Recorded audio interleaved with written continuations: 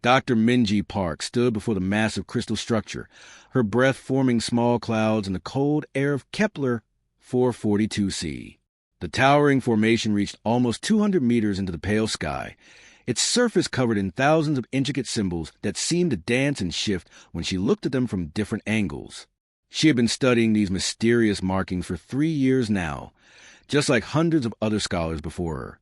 The Galactic Archaeological Consortium had been trying to decode the Vorthak language for over 8 centuries, and they were no closer to understanding it than when they first discovered these crystal monuments. "Any progress today, Dr. Park?" asked her assistant, a young researcher named Sumin Lee who had joined the expedition 6 months ago. Sumin's enthusiasm reminded Minji of herself when she first started this impossible task. "The same as yesterday," Minji replied, running her scanner over a section of symbols. "The patterns are there, but they make no sense. Look at this." She pointed to a series of curved lines and geometric shapes. These symbols appear in 17 different locations across the site alone, but each time they seem to mean something completely different. Sumin frowned as she looked at the data on her tablet. "How is that possible? Every known language in the galaxy follows basic rules. Symbols have consistent meanings. That's what makes a Vorthak so frustrating," Minji said, moving to another section of the crystal wall. "Our best AI systems have analyzed these symbols using every linguistic model we know. Altarian grammar structures, Centaurian logic patterns, even the musical languages of the harmony worlds. Nothing works." The wind picked up, carrying with it the strange humming sound that these crystals sometimes made. Local atmospheric conditions, the scientists had concluded, but Minji always felt like the crystals were trying to tell them something important. Dr. Park called out another team member from across the site. "We found something new." Minji and Sumin hurried over to where Dr. Veltar, their Centaurian colleague, was examining a smaller crystal formation they had uncovered that morning. His tall, blue-skinned form was bent over the structure, his 4 arms working different scanning devices simultaneously. "This section is different," Veltar explained in his precise, mechanical voice. "The symbols here are arranged in what appears to be some kind of sequence. They might be dates or coordinates." Minji studied the new symbols carefully. They were similar to the others, but seemed more organized, more purposeful. "Run a quantum dating scan on this section. If these are dates, we need to know when they were carved." While Veltar prepared the dating equipment, Minji walked around the entire site once more.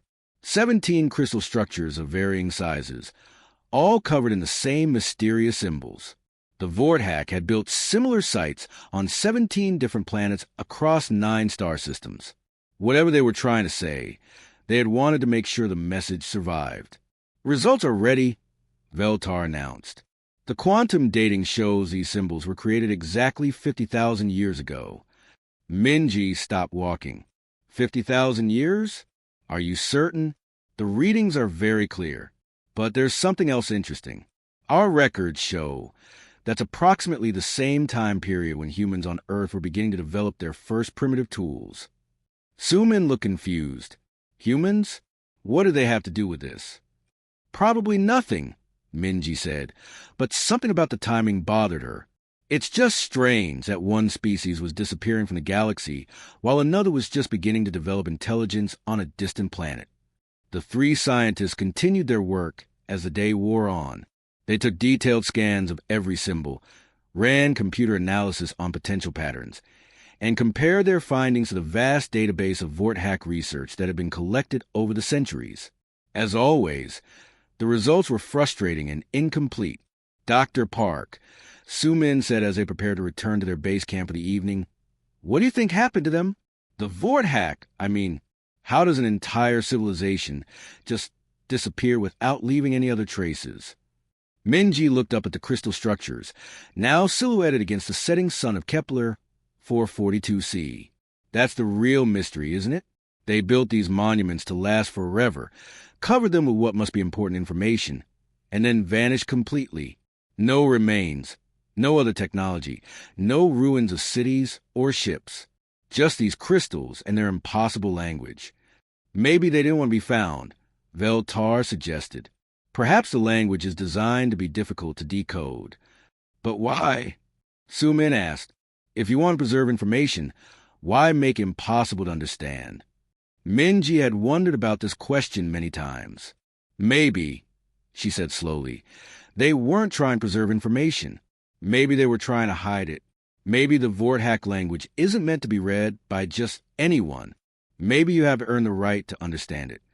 As they walked back to their camp, none of them noticed the way the crystals seemed to pulse with a faint inner light as the darkness fell, or how the humming sound grew slightly stronger whenever they mentioned the possibility that the Vorthak symbols might be more than just an ancient language waiting to be decoded. 6 months later, Dr. Minji Park sat in the sterile conference room of the Galactic Archaeological Consortium headquarters, staring at a holographic display that showed her team's complete failure. 800 years of research, and they were no closer to understanding the Vorthak language than when it was first discovered. Dr. Park. The administrator's voice crackled through the communication system. We need to discuss alternative approaches to this problem. Minji rubbed her tired eyes. We've tried everything, Administrator. 17 different AI systems, linguistic experts from 43 species, even quantum pattern matching. The Vorthak symbols simply don't follow any known rules of language. That's why we're considering something unusual, the administrator replied. We want to bring in a human consultant. Minji blinked in surprise. A human? But they're the newest species in the galaxy. Their languages are considered primitive by most standards. Perhaps, the administrator said, but they have something unique. On their homeworld, they have extensive experience with what they call dead languages, ancient forms of communication that no longer exist. Minji thought about this. Human languages were indeed chaotic compared to the elegant communication systems of more advanced species. Most galactic civilizations had evolved beyond the messy, inefficient ways humans still use to communicate. Do you really think a human could succeed where we failed? At this point, Dr. Park, we're willing to try anything. 2 weeks later, Minji found herself back on Kepler, 442C, waiting for the human consultant to arrive. She watched the small transport ship land near their base camp, kicking up dust and making much more noise than the advanced ships or team usually used. The door opened, and out stepped a man who looked nothing like what Minji had expected. He was older, maybe 50 human years, with gray hair and scars on his hands. He wore simple clothes and carried only a small bag and an old-fashioned tablet. Dr. Park? He asked, walking over with a confident stride. I'm Sergeant Jinho Kim. Well, former sergeant. They tell me you've got some old writing that nobody can read. Minji studied the human carefully. Sergeant Kim, I should explain that this is one of the galaxy's most complex linguistic puzzles. We've had teams of experts working on it for centuries. Kim nodded and looked around at the crystal structures rising from the landscape. Yeah, they mentioned that. 800 years, right? Must be pretty stubborn writing. The Vorthak symbols are unlike anything we've encountered, Minji continued. They seem to change meaning depending on context, in ways that violate all known principles of language structure. Interesting, Kim said, pulling out his tablet. It looked ancient compared to the advanced equipment Minji's team used. Mind if I take a look at what you've got so far? Minji led him to the main crystal structure, where her team had set up their most sophisticated scanning equipment. Su Min and Veltar looked up from their work as the human approached. This is our latest analysis, Su Min explained, showing Kim a holographic display of symbol patterns. We've identified over 3,000 different symbols, but we can't determine any consistent grammatical rules. Kim studied the display for several minutes, occasionally tapping his old tablet to make notes. Huh, he said finally. How long have you been looking at this like it's a normal language? Veltar's mechanical voice carried a hint of annoyance. What do you mean by normal language? We've applied every known linguistic model in the galaxy. Right, but what if it's not really a language? Kim asked. What if it's something else that just looks like writing? Minji felt a spark of curiosity. What do you mean? Kim walked closer to the crystal wall, running his fingers near the symbols without actually touching them. Back on Earth, during our various wars, we had to get creative with communication. We'd hide messages and things that looked like something else entirely. Hide messages? Su Min asked. Sure, Kim said. A letter home to your family might actually be a report on enemy troop movements. A religious prayer could contain information about supply routes. A love poem might be a coded request for ammunition. Minji had never heard of such practices. In her culture, and in most advanced galactic civilizations, communication was direct and efficient. But why would anyone make communication more complicated than necessary? Kim turned to face her with a grin that showed several missing teeth. Because sometimes you don't want everyone to understand what you're saying. Sometimes a message is only meant for certain people who know how to read between the lines. Veltar made a dismissive sound. That seems unnecessarily complex. Why not simply use proper encryption? Maybe they couldn't, Kim suggested. Or maybe they needed the message to look like something harmless to anyone who didn't know the secret. Minji found herself intrigued by this human's different way of thinking. So, you believe the Vortex symbols might not be a traditional language at all? I think, Kim said, looking back at the crystal wall, that whoever wrote this stuff was trying to hide something important. And after 800 years of treating it like a normal language, maybe it's time to try treating it like a secret code instead. He opened his worn tablet and began photographing sections of the crystal symbols. Give me a few days to study this, Dr. Park. Let's see what happens when we stop looking for grammar rules and start looking for patterns that someone might use to hide a message. 3 days later, Jinho Kim sat cross-legged on the ground near the largest crystal structure, his old tablet balanced on his knees. He had been studying the Vortex symbols almost nonstop, taking breaks only to eat and sleep for a few hours. Dr. Park and her team watched him with growing curiosity and skepticism. Has he said anything useful yet? Veltar asked quietly, his forearms continuing to operate the scanning equipment. Not much, Minji replied. He keeps muttering about spacing and repetition patterns.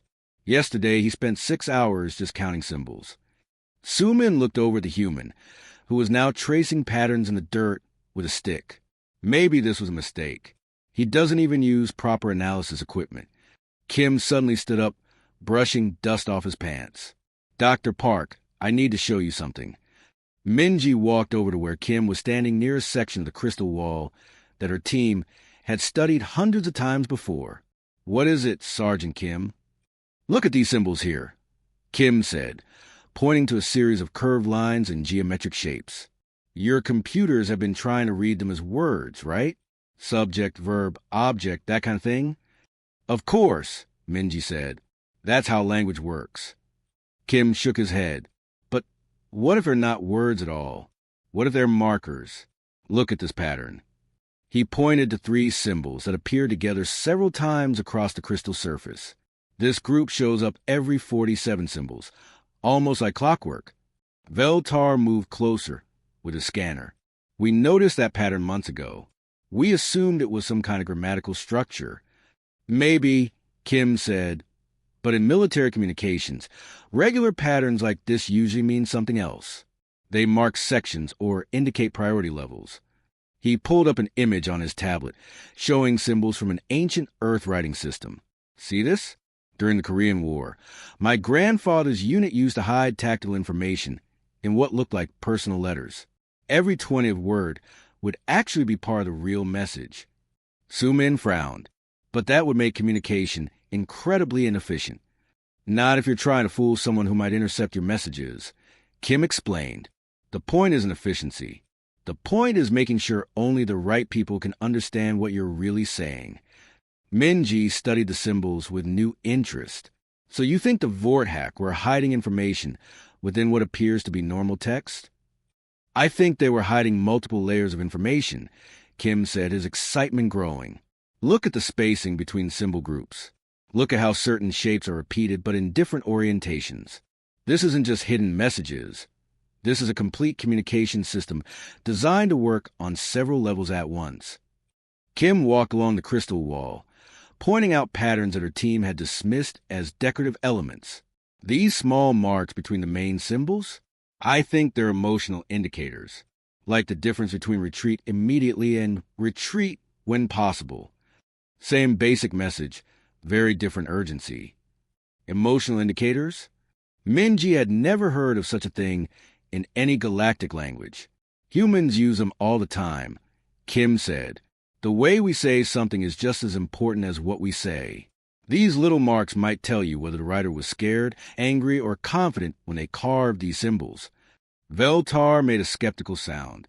This seems overly complicated for any practical communication system. Kim turned to face the tall alien directly. "Tell me, Veltar, has your species ever been in a war where the enemy could intercept your communications?" "Of course not," Veltar replied. "We are a peaceful civilization. We resolve conflicts through logical discussion." "Right," Kim said, "but humans have been fighting wars for thousands of years. We learn to hide messages in everything. Songs, poems, even the way we arrange objects in a room. When your survival depends on keeping information secret, you get very creative." Minji felt a growing excitement as she began to understand what Kim was suggesting. "So you believe the Vorthack were at war with someone?" "I think they were at war with someone who was very good at breaking codes," Kim said. "Someone smart enough that the Vorthack had to develop this incredibly complex system just to communicate safely." Kim spent the next hour showing them patterns he had identified, symbol groups that appeared to indicate locations, repeated sequences that might represent time periods or distances, small variations in the carved lines that could indicate different types of information. "The beautiful thing about this system," Kim explained, "is that it looks completely random unless you know what to look for. Your computers kept trying to find grammar rules because that's how most languages work. But this isn't try to be efficient or logical. It's try to be invisible." Sumin looked at her scanner readings with new understanding. "So all this time, we've been looking at a military communication system that was designed specifically to confuse anyone who didn't know the secret?" "Exactly," Kim grinned. "And now that we know what we're looking for, I think we can start to crack it. The Vorthack weren't just writing messages, Dr. Park. They were fighting a war, and these crystals were their way of coordinating without letting their enemies know what they were planning."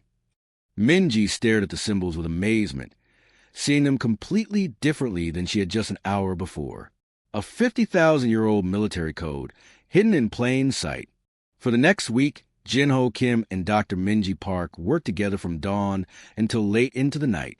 Kim's military background, combined with Minji's deep knowledge of galactic languages, created an unexpected partnership that began producing results neither had thought possible. "Dr. Park, look at this section," Kim said, pointing to a cluster of symbols on the eastern face of the main crystal.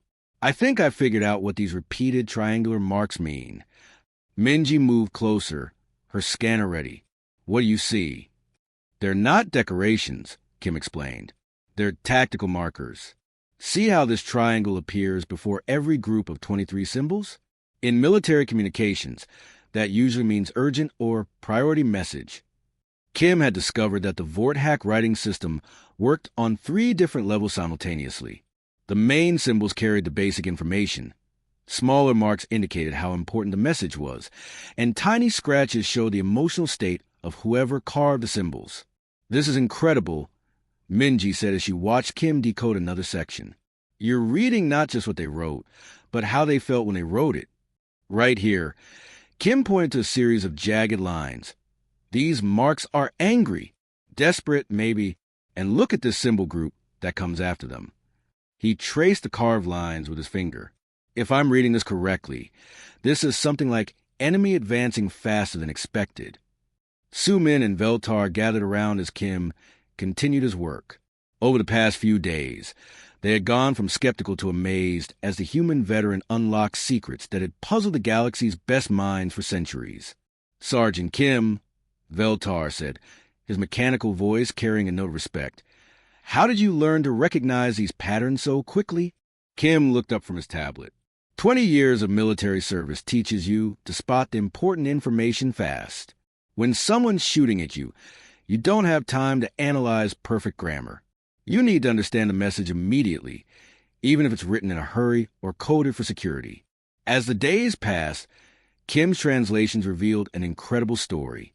The Vorthack weren't just another ancient civilization that had disappeared.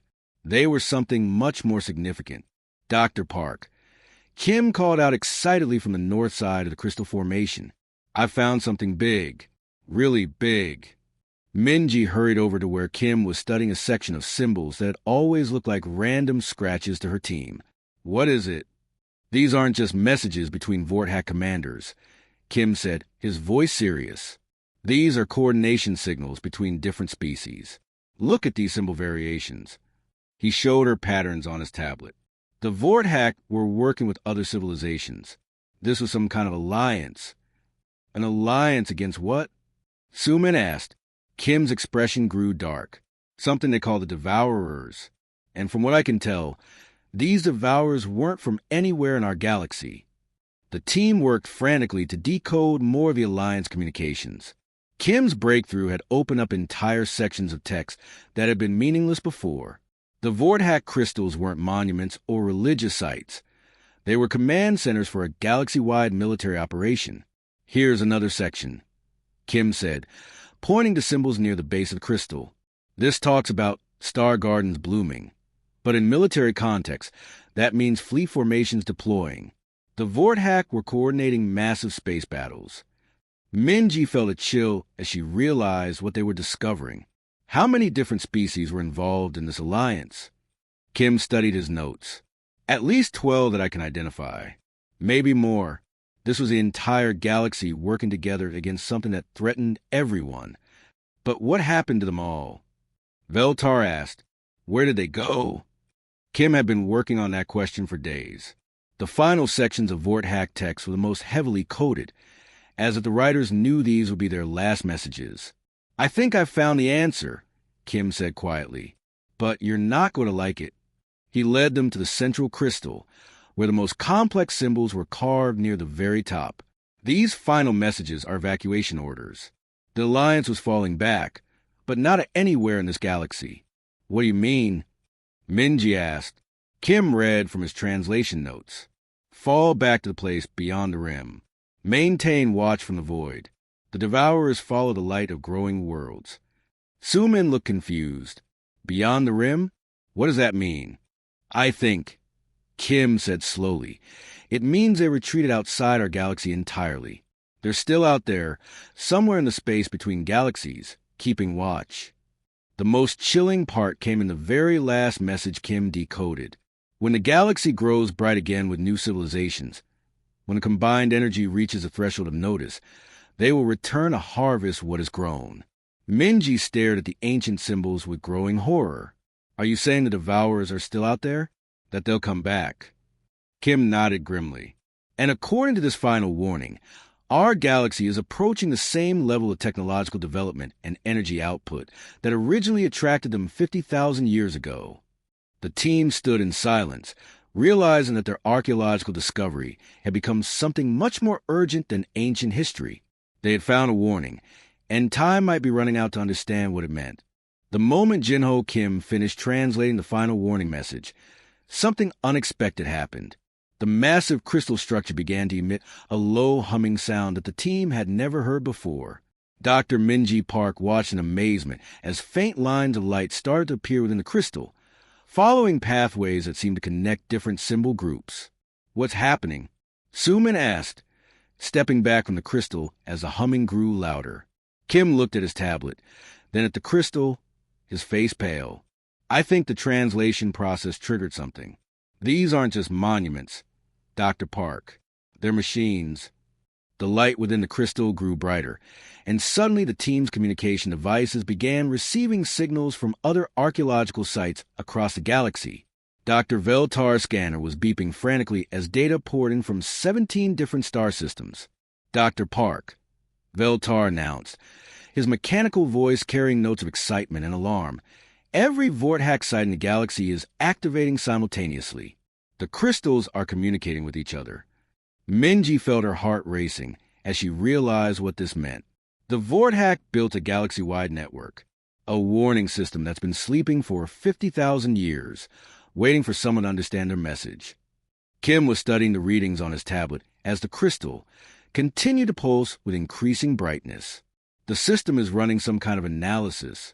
It's measuring energy levels, technological development, population growth across all inhabited systems. Measuring for what? Sumin asked, though her voice suggested she already feared the answer. To see if we reached the threshold, Kim replied grimly, the level that attracts the devourers. The crystal's humming suddenly changed pitch, becoming more urgent. New symbols began appearing on its surface, glowing with the same inner light. Kim quickly began photographing them with his tablet. These are new messages, he said, working frantically to decode the fresh text. Real-time communications from a network. His face went white as he read his translation. Dr. Park, according to this, we've already passed the threshold. The galaxy's combined technological output reached the danger level 6 months ago. Minji felt the weight of responsibility settling on her shoulders. We need to contact the Galactic Consortium immediately. Every government, every species needs to know about this. But before she could activate her communication device, the crystal's light suddenly intensified to an almost blinding level. The team shielded their eyes as the humming reached a crescendo, then gradually faded to a steady, rhythmic pulse. When they could see again, the crystal had changed.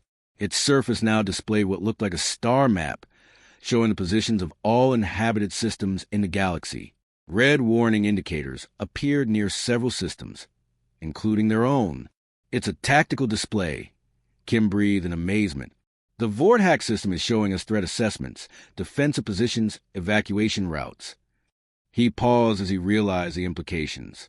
This network isn't just a warning system. It's a command center for galactic defense.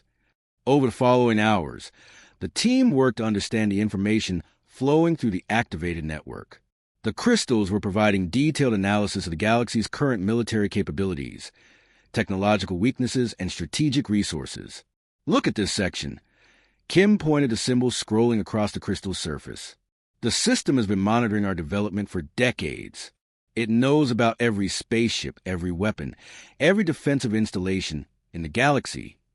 Minju was recording everything, knowing that this information would need to be shared with every species in the Galactic Consortium. The Vorthack were preparing for this moment. They knew that eventually, someone would develop enough to attract the Devourers again. But there's something else, Kim said, his voice filled with a mixture of hope and concern. The system is also showing recommended defensive strategies. The Vorthack didn't just run away and leave us helpless. They left us instructions. Sumin pointed to a new set of symbols appearing on the crystal. What do those mean? Kim studied them carefully. Training protocols. The network wants to teach us how to fight back, but it's specifically requesting humans to lead the training programs. Humans? Veltar asked. Why humans?